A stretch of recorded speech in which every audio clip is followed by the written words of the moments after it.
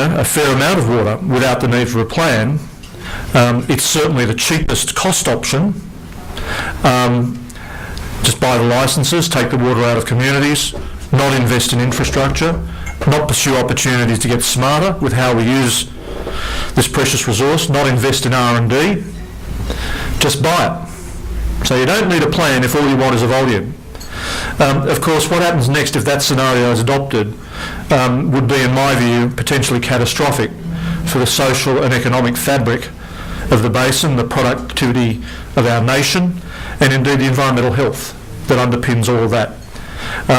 It's why we argue in our plan, and this sometimes gets lost in the headlines, but it's why we very clearly argue in the plan for a package that has a bias towards infrastructure investment, a more efficient rules framework, an adaptive change process with time to implement, and of course checkpoints along the way to test how we're going against the evidence. And as I said, there are some in the world of water who argue that infrastructure investment is an expensive option, something that you shouldn't pursue, and that buyback is the only way to go. Well, let me, going back to my three propositions, make the point that the no plan option delivers on that result. What no plan also means, importantly, is that we remain stuck with the, to put it politely, the divergent water management regimes of the state and territory governments.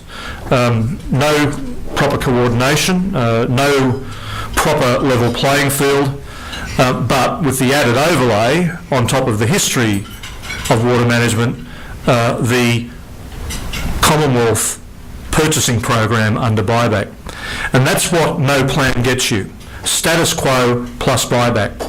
Now we know, and I use Exhibit A here, and I've used it often because it often creates confusion amongst audiences that a bloke like me would be quoting John Howard with affection. But I do have a great deal of affection for John Howard, having done some of the gun conferences after Port Arthur and things like that. Historically, I saw leadership in action in that context. And when John Howard said back in 2007, when he introduced the packages of legislation and funding models that started this water journey, he said very clearly that the state-based management models have passed their use-by date. Passed their use-by date.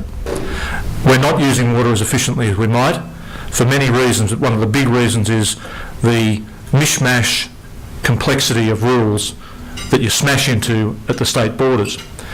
That's been updated, that statement by Howard, more recently by none other than Tony Windsor through his parliamentary inquiry into the consequences of the guide and all things to do with Murray-Darling Basin.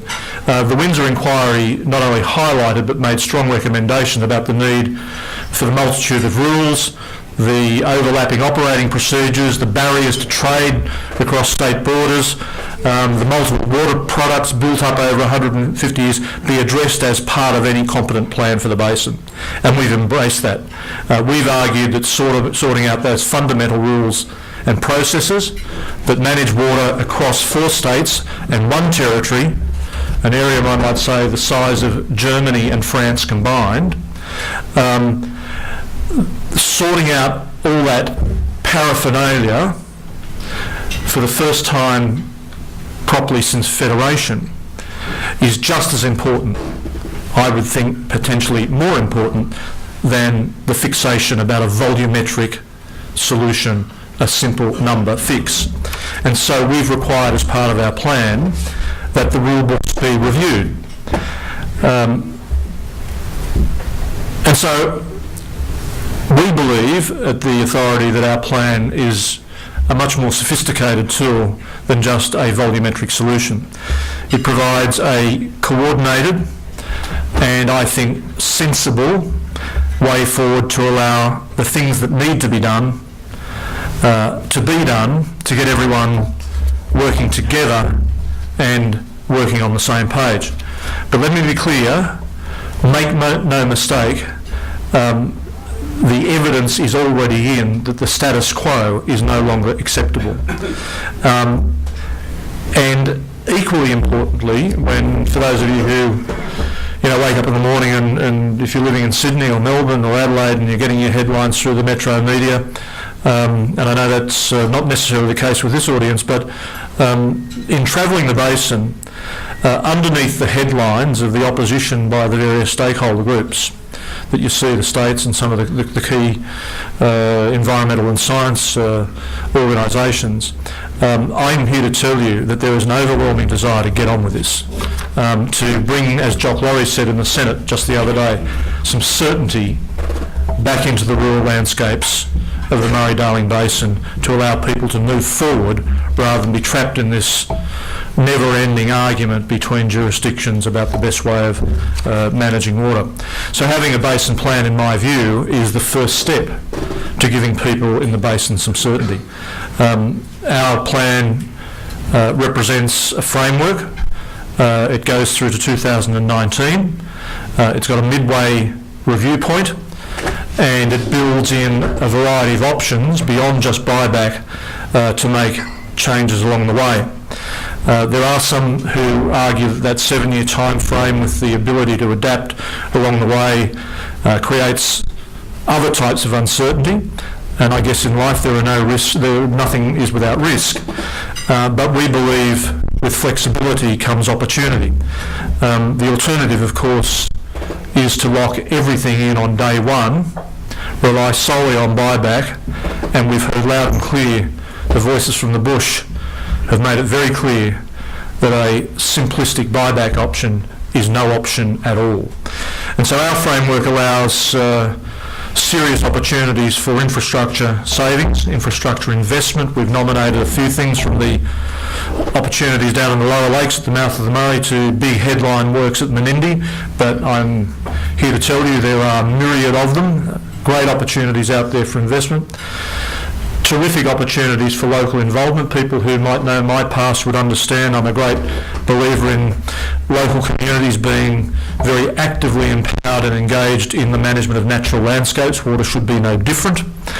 And we've built in incentives for the governments, the state and territory governments particularly, to find savings and to make improvements without affecting communities and industries using the infrastructure tools, environmental works and measures, and of course that important component which I've talked of earlier, the better use of the rule books, streamlining them to make them more efficient. I'd like to spend a little time with you also talking about some of the criticisms I hear about the science that sits behind our plan. It's important that I sort of use audiences like this to make some very clear statements. I want to challenge, I challenged deliberately, as we did in Senate estimates and Senate hearings the other day, any assertion that the draft plan isn't based on firm science. Frankly, and I'm not a scientist, but I've done enough reading and looking to be confident that our modelling, and my organisation's chock full of scientists and PhDs and all the people who know this stuff, is at least as detailed, and I would argue far more detailed and more robust than any previous scientific work carried out either by the authority or any other independent group.